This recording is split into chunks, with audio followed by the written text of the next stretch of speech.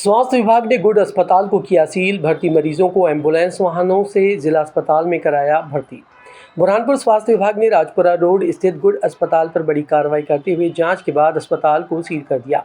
अस्पताल को 30 बिस्तरों की अनुमति थी, लेकिन लगभग 350 बिस्तर लगाकर मरीजों का उपचार किया जा रहा था। जांच में सामने आया कि अस्पताल प्रबंधन ने एक होटल के हॉल को भी सामान्य वार्ड बना रखा था। अस्पताल में भर्ती सभी मरीजों को एम्बुलेंस की सहायता से जिला अस्पताल में भर्ती कराया गया।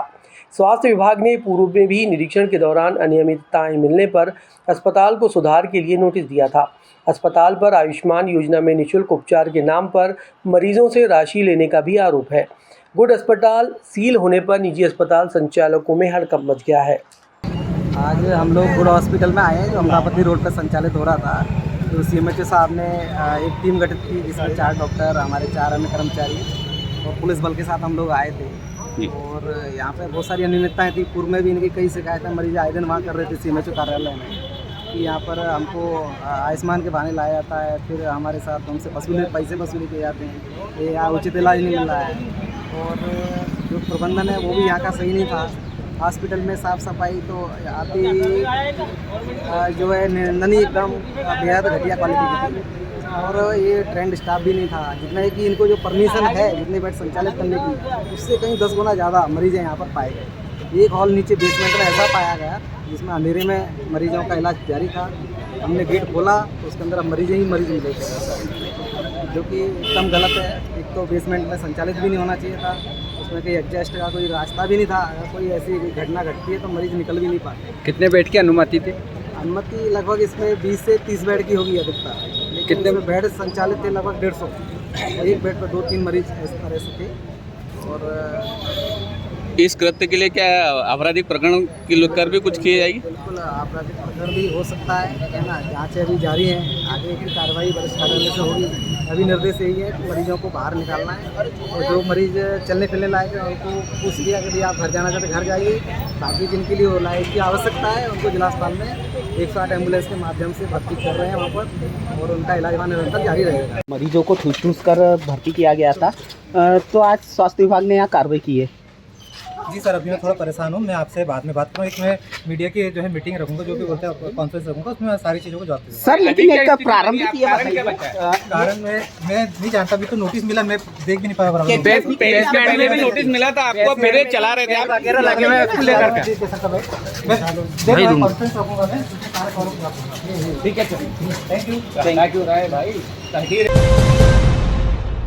छात्रों की गूंज अभियान। यूथ कांग्रेस ने बढ़ती महंगाई के विरोध में निकाली साइकिल रैली। छात्रों को परिवहन शुल्क में छूट देने की मांग।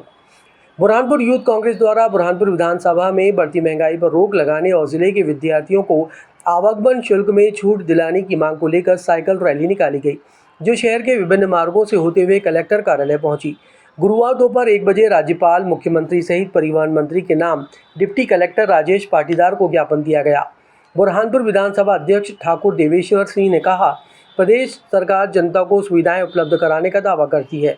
जनता बढ़ती महंगाई से त्रस्त है।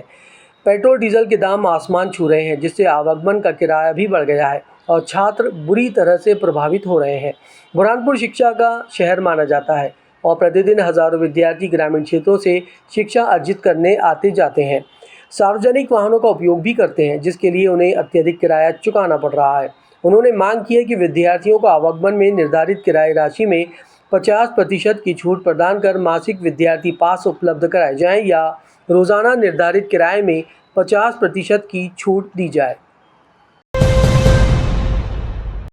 बाढ़ के बीच नदी में फंसे 3 युवक रस्सी के सहारे रेस्क्यू कर सुरक्षित निकाला गया। बुरहानपुर जिले के ग्राम रहमानपुर में मछली पकड़ने के दौरान नदी का जलस्तर अचानक बढ़ने से 3 युवक बीच धारा में फंस गए। मन्नू पिता कालूराम, अजय पिता प्रकाश और शिवशंकर पिता सोपान नदी में मछली पकड़े उतरे थे, तभी बाढ़ का पानी आ गया। सूचना मिलते ही स्थानीय लोगों ने तत्काल राहत अभियान चलाया। बड़ी मशक्कत के बाद तीनों युवकों को रस्सी के सहारे रेस्क्यू कर सुरक्षित बाहर निकाला गया। तहसील नेपा नगर के ग्राम रहमानपुरा में एक ताप्ती नदी के सहायक जो नदी है, उस पर नदी पार करते समय 3 व्यक्ति जो है वो पानी में गिर गए थे, जिसे ग्रामीणों के द्वारा सहायता पहुंचाकर उनका रेस्क्यू किया गया। पूरे जिले में से अलग अलग स्थानों पर जो है चिन्हांकन किया गया है। कुछ पर्यटक स्थल है, कुछ ताप्ती नदी और उनकी सहायक नदियों के स्थान चिन्हित किए गए हैं, जिनमें वर्षा काल के पूर्व भी जो है समस्त जो लोग नदियों को पार कर रहे हैं या फिर दर्शनार्थी या पर्यटक जो विजिट के लिए जाते हैं ऐसे स्थानों पर जो है वो डिस्प्ले की भी व्यवस्था की गई है और चेतावनी भी जो है लगाई गई है। जहाँ जहाँ जानकारी मिल रही है कि कहीं पर कोई चेतावनी के बोर्ड हट चुके हैं, संकेतक हट चुके हैं, उन्हें फिर से लगवाने का कार्य भी किया जा रहा है। अभी तक जितने दिन से बारिश हो रही है, कोई अनहोनी की तो खबर अभी तक केवल आकाशीय बिजली से जरूर मृत्यु की सूचना प्राप्त हुई है। जिले में अभी तक 4 ऐसी घटनाएं हुई हैं आकाशीय बिजली से। इसके अलावा बारिश से या बाढ़ से इस तरह का कोई ऐसी आपदा में व्यक्ति की मृत्यु प्राप्त नहीं। बुरहानपुर जिला अस्पताल परिसर में बने क्रिटिकल केयर यूनिट के लिए आए उपकरण में घोटाले की जांच धीमी। विपक्षी दल कांग्रेस ने जांच में तेजी के लिए मामला विधानसभा में उठाने की दी चेतावनी।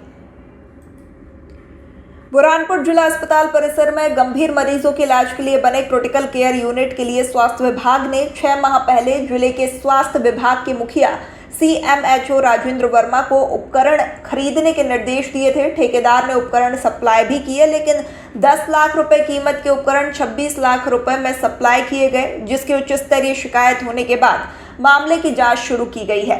नेपानगर विधायक मंजू दादू ने इस मामले की शिकायत CM हाउस तक की। 6 महीने से जांच केवल नोटिस देने तक ही सिमट कर रह गई है। 6 महीने बाद भी मामले की जांच चल रही है। जांच में देरी के चलते कई सवाल खड़े हो रहे हैं। जिला अस्पताल प्रबंधन ने बताया कि मामले की जांच चल रही है। क्रिटिकल केयर यूनिट के लिए नए उपकरण बुलाए गए हैं, जिसका भी परीक्षण किया जा रहा है। इधर इस लाखों रुपए के घोटाले की जांच कछुआ चाल से चलने पर विपक्षी दल कांग्रेस ने सत्ताधारी दल बीजेपी पर निशाना साधा है।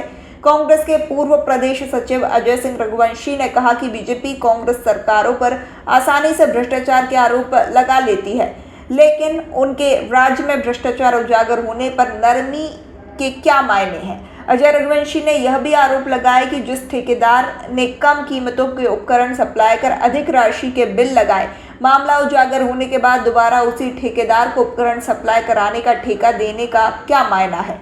उन्होंने कहा कि मामले को मानसून सत्र में विधानसभा में नेता प्रतिपक्ष उमंग सिंघार के माध्यम से विधानसभा में उठाकर दोषी अफसरों के खिलाफ कार्रवाई कराई जाएगी। इसकी स्टेट लेवल पर जांच चल रही है और नवीन जिस सामग्री शिकायत हुई थी वो नई सामग्री आ चुकी है।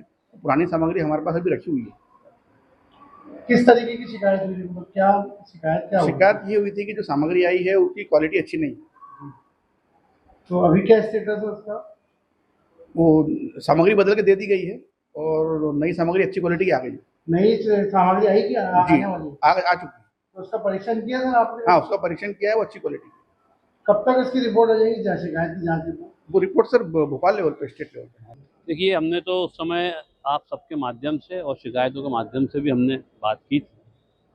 सिर्फ कोरे आश्वासन दिए और जिस व्यक्ति ने सप्लाई किया था उसी को इन्होंने CMHO महोदय ने वापस कि सामान आप अच्छा ला दो, मतलब चोर को ये कहा गया कि तुम्हारी चोरी पकड़ा गई है, अब आप जरा चोरी का सामान वापस जमा कर दो। तो ये जो भ्रष्टाचार की बात कर रही है विधायक जी, तो पहले ये बता दें कि इस चोर के लिए आपने क्या किया। जो बुरहानपुर के आम जनता के हित की बात है, रात दिन स्वास्थ्य की बात है, उसमें भी चोरी करेंगे आप, तो चोरी कहाँ कहाँ करोगे आप? ना भगवान को छोड़ रहे हो, ना मरीज जनता को छोड़ रहे हो। तो पहले इस पर कार्रवाई कराए, बाद में आप भ्रष्टाचार की बात करें। भ्रष्टाचार की बात आपके मुंह से करना अच्छा ही लगती है, पहले आप खुद स्वयं देखें। जल्द से जल्द ये क्रिटिकल केयर का जो मामला हो उसके लिए आप लोग क्या 20 जुलाई से जो विधानसभा सत्र शुरू हो रहा है, हमने हमारे नेता प्रतिपक्ष उमंग सिंघार जी और हमारे पूर्व मंत्री विधायक सचिन यादव जी के पास पूरी जानकारी दी है और ये फिर वहाँ पे प्रश्नकाल के माध्यम से प्रश्न को उठाएंगे।